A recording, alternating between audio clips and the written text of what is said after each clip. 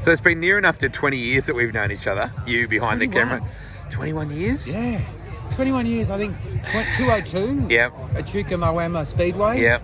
When we were on our first ever Channel 10 road trip with Blokesworld, when Ford gave us those awesome utes that they took away off us after a month. I wonder why. Yeah. They took it off us and gave it to Denya. What a great choice that was. You are as happy as a pig in sugar honey iced tea right now. You are surrounded by the very best of desert racing for the Penrite HATTAH Desert Race. Yeah. Ada, how many events a year do you film for Blokesworld? Oh, one every 2 weeks. Wow. So but I think this year we've got 30 events we're doing. Like I was saying to you, like last weekend was the first weekend I've had off in 2 years, and I didn't know what to do with myself. I played Call of Duty for 3 days. So I'm not very good when I don't have anything to do. So I am very, very excited that I'm flat out once again. It is such a great culture. A few years ago, I had never been and experienced this race, but you're seeing little kids wheeling their bikes in, you're seeing girls wheeling their bikes in, you're seeing the pros wheeling their bikes in. This has a bit of everything. And you get to see a father and son team, which you don't see in many other sports. So Yeah. you have the son riding the 60 and dad's on a 450. I mean, that's the stuff I love. And not only that, but I just love the fact that, you know, what we're trying to do, especially this year, is stay away from every capital city. Yep. And I'm telling you now, the vibe when you come to the country, whether it be Orange, Bathurst, you know, anywhere in Queensland, in Mildura, it's the same thing, you know.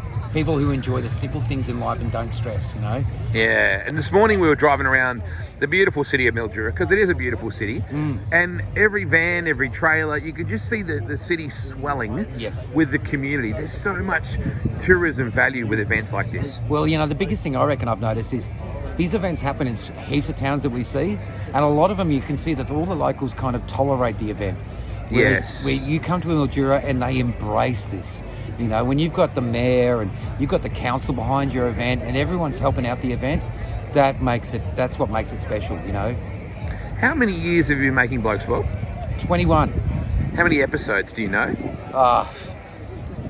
I wouldn't even have a clue. 52 a year times 21 years. So 1,000? Oh, yeah. Oh, we passed 1,000 episodes ages ago. Really? We only read the instructions to the camera at episode 700, so they're kind of good now. Has it been hard, Ado, to keep pace with the societal changes, you know, with the political correctness? I mean, your show prided itself on being beautifully politically incorrect. Yep. It was one of the hallmarks, and everyone has memories of the early Blokesworld. Yeah. Very different to the current day Blokesworld. Well, yeah, totally. And I'm a different bloke too. Like, Yeah. I'm also 21 years older. Yep. So I don't want to be that creepy dude in the corner filming stuff. So, and not only that, but to make that change, and look, the world changed. The world changed as well. Yeah. There's no way we could have done that, and that's cool. So what we've done is we've now moved, instead of being at midnight, we're on at 1 p.m. So on 7, mate, which is just awesome. So for the first time ever, Dad can watch Blokesworld with his kids, and that's what I really did, you know. And there's been a lot of stories this weekend in particular. Yes. It's almost like a coming of age story that you've had quite a few, right? Where Yeah. it's been a reason for the young bloke to sit on the couch with Dad and watch pole position. Yes. You know, which is not Formula One qualifying. Like I was saying to you before, it's happened to me twice today that a bloke's come up to me going, you know, I used to burp my son and watch your show when he couldn't go to sleep. And I go, oh, that's cool. He goes, this is my son. And he's some 6'7", 22-year-old. And I'm like, mate, can you go away? I was feeling really young about 10 minutes ago. Absolutely. Do you still love what you do as much as ever, Ado? Oh, 100%. And the reason why I love what I do is I have my dad involved. I've got my 80s, camera 83, my cameraman. Dad's actually 87 now. Yeah, wow. I only make Blokesworld to impress my dad.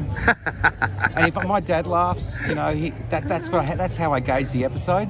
And it's gotten to the stage now, I took him to Motorex in Melbourne last week, and he did more selfies and more autographs in one day than I've done in 21 years.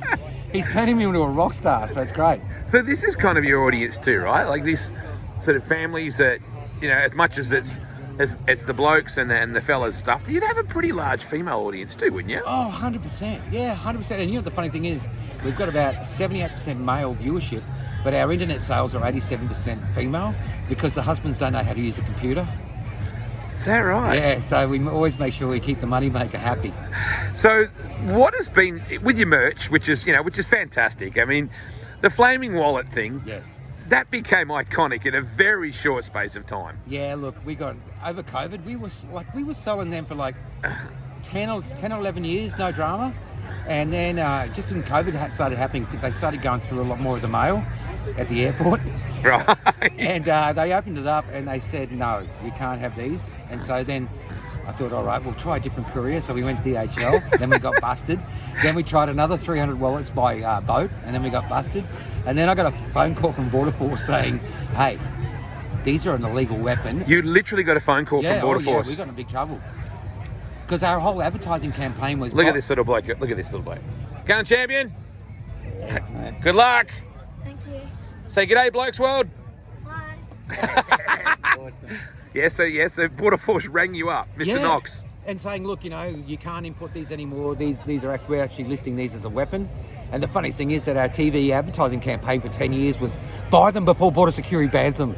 So I kind of actually called it on myself. You manifested that. Yeah, so I think my only solution now is to Make them locally. go to Bali and do a Midnight Express and just tape about 40 of them around my chest. No boogie board bags, thank you. Yeah. You can't make them here in Australia? Nah. And look, you know, to be honest with you, common sense has left a lot of people's heads in the last 10 years. Yeah. And damn I it. think we had a good run with them. Yeah. I wouldn't be surprised if someone did something awful with them or hurt themselves. So I think the Flaming Wallets had their day. All right, so everyone has a favourite segment. I mean, pole position, certainly. You single-handedly supported the adult dancing industry. I mean, I think you put a lot of young ladies through law school.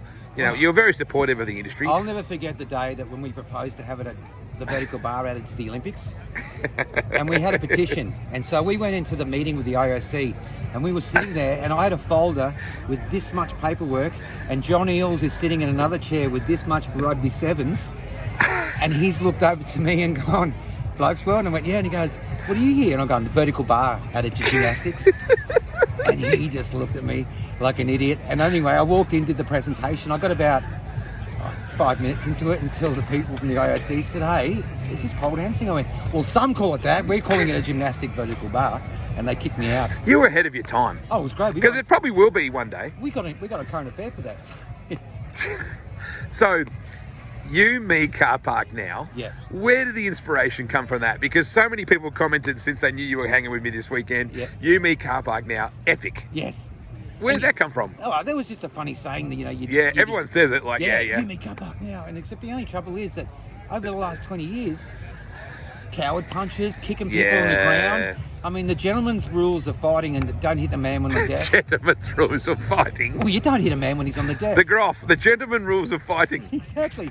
Whereas everyone now thinks they're in an MMA cage and wants to climb around you and start pounding your head in the ground. So we removed that. It's been a beacon, mate. Yeah, I know you're not comfortable with self-praise, but I'm going to give it to you.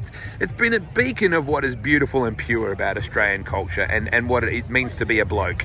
And congratulations, mate. I'm really proud just to know you because Blokesworld's an institution. And I know you go in and you make the show and you punch it out and you think on the next one. You've changed the game, mate. Oh, really? Oh, man, thanks. It's the truth, Ado. I mean, I don't have enough time to do that. I'll give myself a pat when I'm 90. You've done that inadvertently, though, and Yeah. you must feel that. People come up to you all the time, mate. Like you said, I used to watch this when I was a son, and people still watch it, and Yeah. and you know the audience has changed. It's sophisticated a little more, but the essence of what you do is the same. Yeah, look, you know, the big thing I used to love was we used to DVD up all the series and see all the military bases and having shots of all the, you know, guys fighting overseas, watching Blokesworld and sending us back messages. That just still carries to this day because every time I'm at an event, one of those guys will go, dude, thank you so much for sending us DVDs, you know, when we were in Iraq, we were in Afghanistan. And that's the stuff that means so much to me, you know, when I can make a little difference in someone's day and make someone smile, man, that means so much more to me than my own radio show on Triple M or something, you know what I mean? Blokesworld's so much more grassroots, I guess, than you'll see other TV shows, you know, we're the ones kind of here on a Wednesday helping the fence before we start filming, you know. You, Keeping it real. Beirut car park now. 100%. 100%. It's good to see you, mate. Unreal. Great to see you too, Trev. Yeah, man, this is going to be so... Look at this. This is such a cool... We're at HATTAH, And mate. I've got to say while we're here, you know, when we first started this, you were like a mentor for us because you were the man that was doing motorsports and commentating. The only reason we started Blokesworld was because we could get free rides in Brutes. What a great series. When we turned up with Dad's video camera and asked Charlie about Charlie Kovacs, yeah. Charlie Kovacs if we could get in his car, That's when I went, hey, you know what? We should make our own TV show and get free stuff.